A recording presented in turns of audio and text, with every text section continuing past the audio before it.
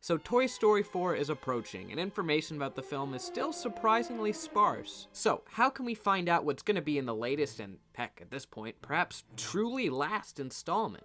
Well, what better source than the Toy Story films themselves, right? Yes, there are certain recurring ideas, patterns, traditions, if you will, whatever you want to call them, that run throughout the entire Toy Story trilogy. Does this mean that they're guaranteed to crop up in Toy Story 4? Of course not. Director Joss Cooley and writer Stephanie Folsom may very well choose to wipe the slate relatively clean and take some new directions. But, if you ask me, I wouldn't be surprised to see some, if not all, of the following 10 things in Toy Story 4. And I'm going to put this list in a descending countdown format to give the illusion of tension. And no, I'm not going to include the obvious, like, Woody's in it, or it takes place on Earth. Some of these things are more significant, while others are minor touches, but they all better be in the movie, otherwise we boycott. Number 10. Deluded Buzz. Buzz may have realized he was a toy at the end of the first film, but that hasn't stopped Pixar from finding ways to reprise this iconic element that everyone loved about that original.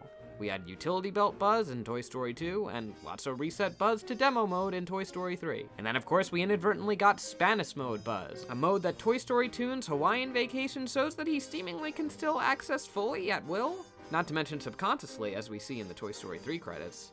So will we see Spanish Buzz again? I know Jesse would like that. Or perhaps finally catch up with Bonus Belt Buzz and Zurg? Or maybe they'll invoke his delusion in a different way. Or, just not include it at all and make me be the deluded one for thinking that they'd actually put it in again. I'll say this, I wouldn't mind if they just chose to not include Deluded Buzz in the fourth film because, they want to make him a more major character, after he was a little bit sidelined in 3 with the whole resetting thing. But hey, a brief shout out wouldn't hurt. Number 9, a playtime opening.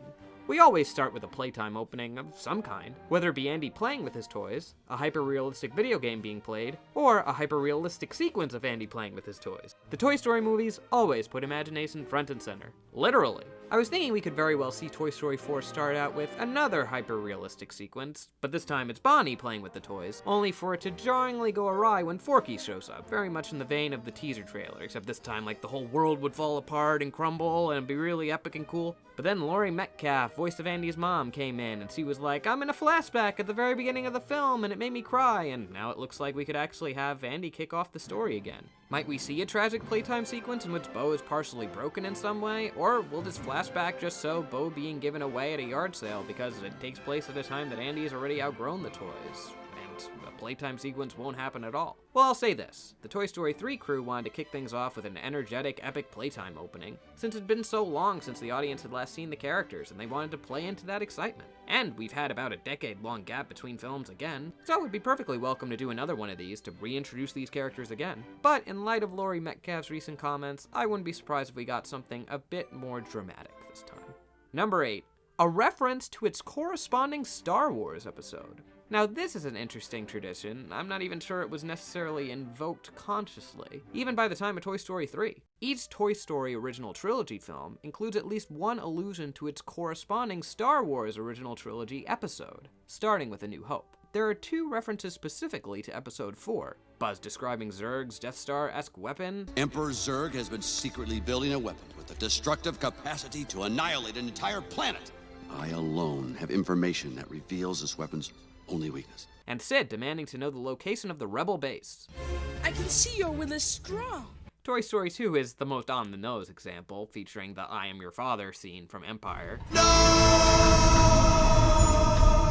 And Toy Story 3's is actually a little more subtle, but I personally still caught it right away. And that's Big Baby redeeming himself by lifting up Lotso and tossing him down into the dumpster. Look familiar? Yup, it's just like Return of the Jedi when Darth Vader redeems himself by picking up that Emperor and giving him a good throw. So I guess in order to keep up the pattern, Toy Story 4 would have to reference The Force Awakens. See, this is the actual reason it's taken so long to make Toy Story 4. They had to wait for them to make more Star Wars movies. That's actually why Disney bought Lucasfilm in the first place. My suggestion for Toy Story 4's reference is that when Bo finally meets up with Woody again, since all these years have gone by and he never came to try to find her, she should definitely yell, "Raider!"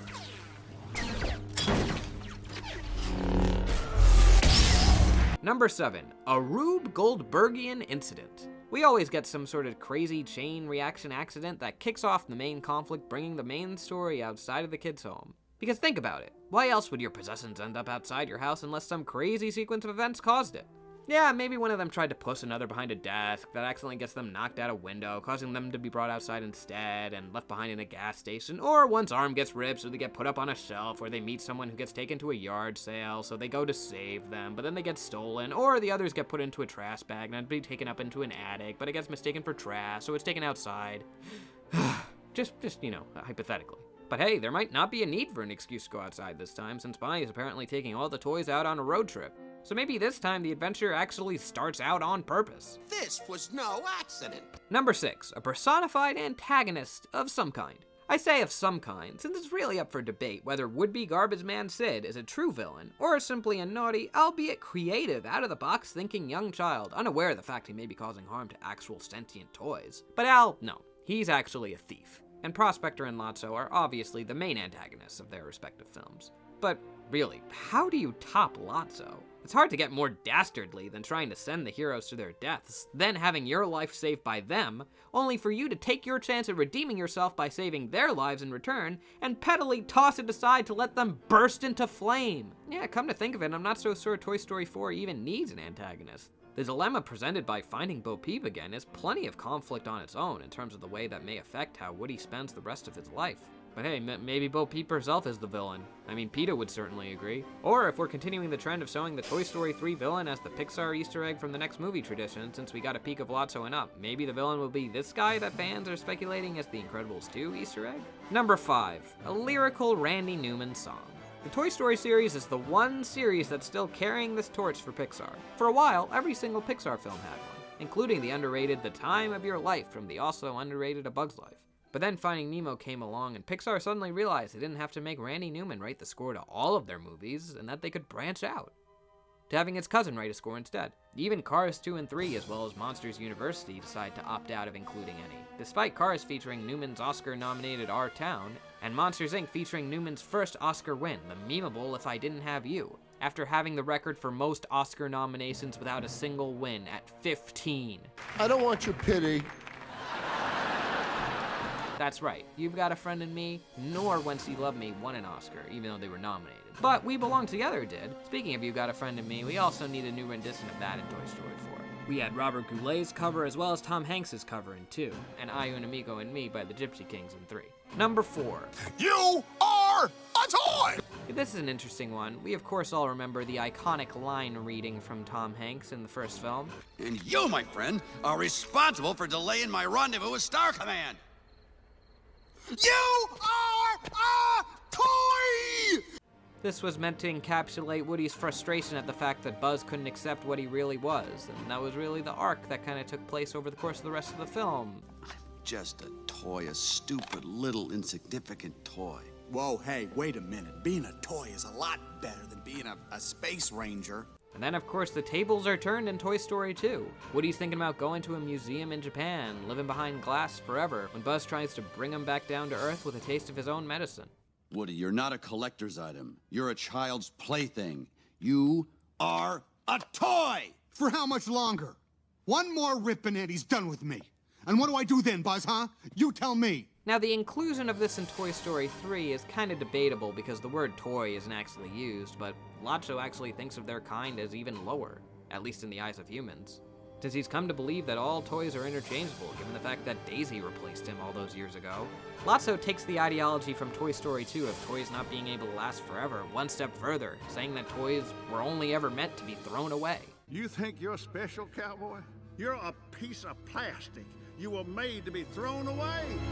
Now, I probably wouldn't have even bothered including this if it weren't for the fact that Forky is already invoking it in the teaser trailer, insisting that he's not a toy. I'm not a toy! Ah! And is instead just a piece of plastic, meant to be thrown away. Apparently, he's insisting on the fact that he's trash. Lotso would have liked him. So I guess Woody might have to be the one to give old Forky a talking to. Maybe this time everyone just screams it at him at once. That'd be fun. You are a toy! Number 3, Lost Toys. Oh, the lost toy. Woody and Buzz get lost in Toy Story 1, Woody gets lost in Toy Story 2, and everybody gets lost in Toy Story 3. So who's lost in Toy Story 4? It's Bo Peep. Number 2, the new film's exactly 11 minutes longer than its predecessor. Sure, it makes sense for a sequel to get longer than its predecessor if it's aiming to be more expansive and in-depth in its storytelling. But each entry to the Toy Story franchise so far gets precisely that much added to its runtime. Toy Story 1's 81 minutes, Toy Story 2's 92 minutes, and Toy Story 3 is 103 minutes. Coincidence? I think not! Toy Story 4 is going to be exactly 114 minutes. Just watch. It's not out of the realm of possibility, since Pixar films have actually been a little longer in the past. Incredibles 2 actually just became the new longest Pixar film, clocking in at 118 minutes. Never mind the fact that in the interim, we've had about 63 minutes of new material from the Toy Story tunes and specials. Look, considering how long we've had to wait, I'd happily watch a 12-hour-long film featuring the Toy Story characters. But I guess I already can, and it's called Kingdom Hearts 3. Joel? I have no idea what you just said, pals. And number 1 is the All Hope Is Lost fake-out ending. Each time, it gets more and more hopeless. Yeah, in the climax of each Toy Story film, you think you know how everything's gonna work itself out at the end. At the end of Toy Story 1, when they can't catch up to the moving van because RC's run out of battery, Buzz reminds Woody that he still has a Chekhov's gun in his holster. No, not an actual gun, as fitting as that would be, since it's a holster. It's a match that Sid put in there. But then a car vrooms by and puts the match out. Now how are they gonna get back to Andy? They use a J.J. Abrams lens flare to light the rocket. In Toy Story 2, Woody and Jessie are on an actual airplane, and it seems like that it's not going to take off yet because they need to put a few more bags on. But then suddenly they decide, too late, they'll put the rest of the bags on the next flight. Now they're headed to Japan. Yeah, you thought it was bad when Andy and his mom were driving away to their new home. They're gonna go to another country. And then, of course, Toy Story 3 is all like, hey, it might seem like Woody and his friends are about to fall into this incinerator, but Lotso's gonna save them. Lotso's gonna... Oh, wait, no, he betrayed them. Yeah, the whole cast is about to die. And they're not even gonna try to escape. They're just gonna accept their inevitable fate, because there's nothing they can do. Well, how are they gonna get out of that one? They're not even trying. They're gonna let themselves die in a beautiful scene. So, if each time the All Hope Is Lost fake-out ending gets even more hopeless, then maybe this time, all hope really is gonna be lost. And on that haunting note, see you next time.